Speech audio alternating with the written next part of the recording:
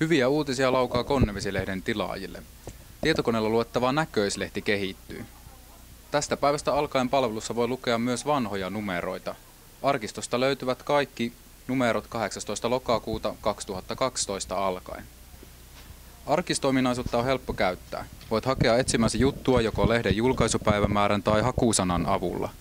Palvelun yläreunassa on tekstikenttä, johon voi syöttää hakusanan.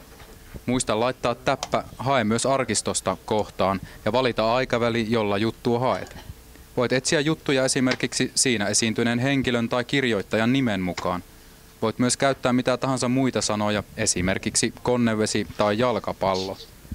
Palvelun vasemmassa alanurkassa on kalenteri-ikoni. Kun klikkaat sitä, avautuu kalenterilehti.